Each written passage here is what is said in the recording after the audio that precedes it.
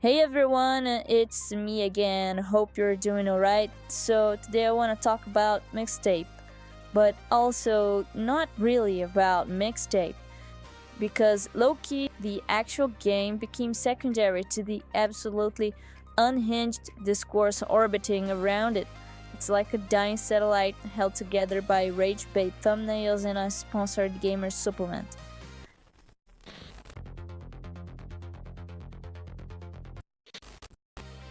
And before we start, if I sound cynical, overly critical, or like a girl who has spent way too much time reading Reddit threads at 2 a.m. while eating stale chips directly from the bag, that's fair. But really, all of this comes from a place of love. I love games, I love the medium, I want games to be broader, weirder, more polished, more experimental, more accessible. I want space for giant RPGs, weird indie art projects, miserable Souls-like experiences that psychologically profile you through environmental damage, all of it. So this isn't me trying to dunk on Mixtape, it's more me trying to understand why every video game discussion online now immediately turns into ideological trench warfare. What I mean is, Mixtape is just the latest victim in the discourse machine. So, let's start with the game versus the conversation. So first, what is Mixtape? Critics mostly loved it. IGN gave it a huge score. Kotaku leaned heavily into the emotional storytelling angle. Games Radar praised the vibes, I guess. The Verge talked about nostalgia and emotional realism, and a bunch of outlets basically described it as this emotional, music-driven coming-of-age experience. But almost all of them also admitted the gameplay itself is minimal, and that's important, because the actual disagreement isn't really, is the game good? No, it's more like, what qualifies as a quote-unquote masterpiece? That's the real argument.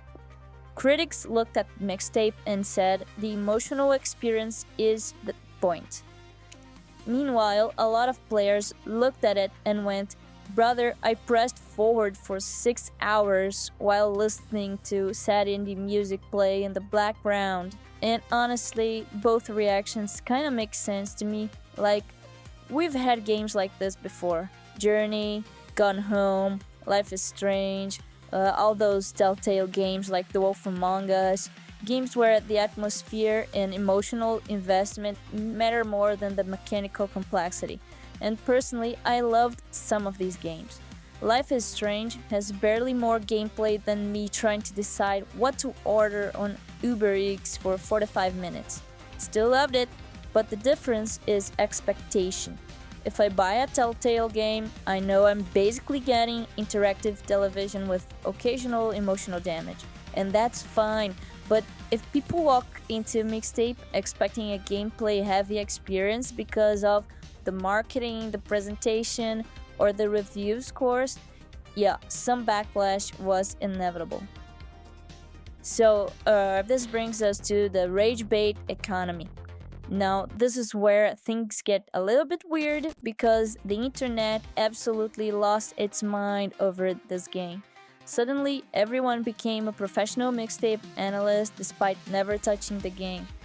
You know the type of comments. Gaming journalists are out of touch. Industry plant. Pig reviews. Modern gaming is dead. This is why AAA gaming is collapsing. Like, calm down, dude. It's an artsy game with a soundtrack. And look, I'm not naive. The games industry absolutely has biases. Review outlets are not magically objective. We've seen conflicts of interests before. We've seen reviewers who clearly rushed games. We've seen outlets chasing clicks harder than a raccoon chasing a glowing object in the night. That's real. But what fascinates me more is how quickly online discussion stops being about the actual thing. Most people discussing this game has probably never ever played it. They watched one out of context TikTok clip, one angry streamer thumbnail, 3 Twitter posts, and a YouTube short called "This game is a disaster." And now they have a fully formed opinion. That's modern discourse. We don't consume media anymore, we consume reactions to reactions to reactions. At this point, some people experience video games entirely through other people yelling about them, which is honestly impressive in a deeply horrifying way. And streamers know this. A nuanced take gets 12 reviews, a thumbnail with red arrows, and game journalists lied again gets 800,000 views, and a sponsorship from some powdered energy drink that tastes like melted batteries. That's the ecosystem now. And the algorithm rewards outrage because outrage keeps people engaged. Nobody farms engagement by saying, yeah, this game was alright, but probably not for everyone. No, you gotta act like Mixtape personally broke into your house and deleted your childhood save files. And then there's the bot thing. Which, man, I don't even want to stay here too long because it gets depressing fast. But let's be honest, that internet theory stopped sounding crazy a while ago. Some of these discussions absolutely feel artificially amplified. Not entirely fake, not entirely real, just this weird sludge of real people, engagement farming, bot interactions, algorithm amplification, and emotionally charged bait designed to keep the discourse alive forever. And the funniest part is, if you actually dig through reviews carefully, critics and players agree on most things. Seriously, both sides usually agree soundtrack is excellent, visuals are stylish, emotional tone works, gameplay is minimal, yeah, runtime is short. The disagreement is almost entirely about value. That's it. Critics say the emotional impact just justifies the score. Skeptical players say good vibes alone shouldn't equal a masterpiece. That's actually a pretty reasonable disagreement if you ask me, but online discourse turns every disagreement into one side is evil and the other side is enlightened. And then people pick teams because humans absolutely love picking teams. We do it with consoles, games, movies, music, political opinions, fast food sauces, everything. And somewhere along the way, we also forgot how to actually talk to each other, not debate, not own, not farm clips for TikTok.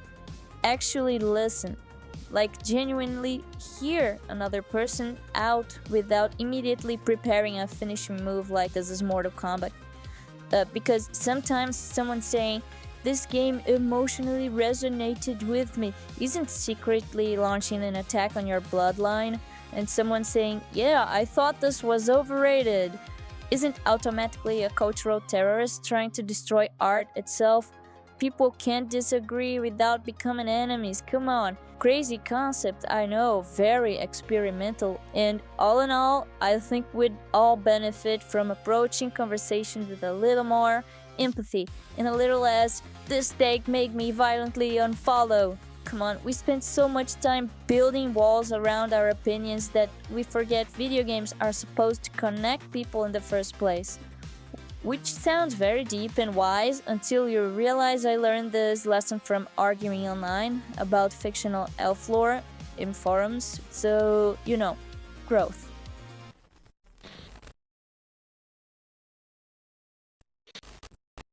And yeah, there's also the divide where most artsy narrative games get clowned by certain hardcore gameplay focused communities, which is, I'll say that, it's also fine.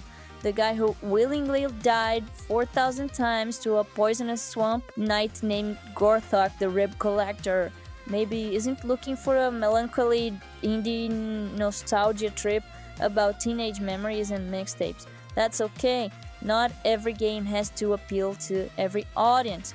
And to be frank, I think the you either get it or you don't explanation makes more sense than conspiracy theories about industry plants. People throw around industry plant now like it's seasoning. Back in the day, Avril Lavigne got called an industry plant, Now every indie game with good presentation gets called one too.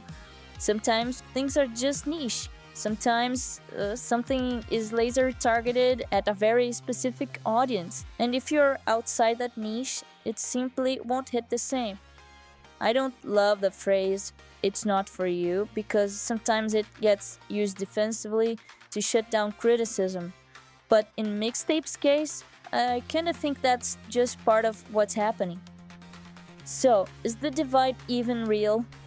Because I'm gonna tell you. After digging through all this stuff, Reddit threads, reviews, forum posts, YouTube comments, actual player opinions buried beneath the AI generated sludge pile we call modern internet now, I honestly found more common ground than I expected.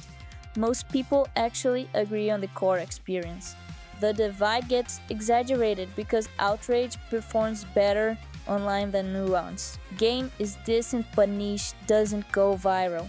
Critics have lost their minds thus. And I also think reviewers may have scored the game while still emotionally recovering from it a little bit, which is human. Art affects people emotionally. That's normal.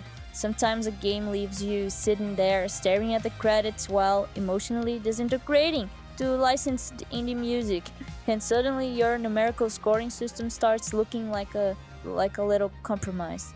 It happens. And yeah, I'd rather have critics emotionally engaging with art than acting like sterile review robots assembled in the basement by shareholders. But at the same time, players are also valid for questioning whether minimal gameplay should receive masterpiece scores. That conversation is fair too, and that's where I land on all this. Not critics are corrupt, and not gamers are toxic, and not Mixtape is secretly destroying gaming. I think this is mostly a niche, emotionally driven game colliding with modern algorithm-fueled outrage culture, and the discourse became bigger than the game itself, which happens constantly now. So yeah, that's my view on the whole Mixtape situation. Was this analysis 100% correct? Absolutely not. I'm literally just some girl on the internet trying to interpret online discourse while my brain slowly melts from exposure to comment sections. Those are just my 2 cents. But I don't think the divide between critics and players is nearly as dramatic as rage-bait content makes it seem. I think most people actually agree more than they realize. And you know what? That's kind of comforting. Anyway, what do you think about all this? Do you think Mixtape got overrated, underrated, misunderstood, overunderstood, overanalyzed?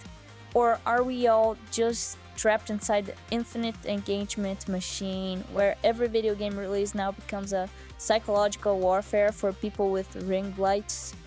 Let me know in the comments. Take care of yourselves, be nice to each other, hope you're doing well, and I'll see you on the next one.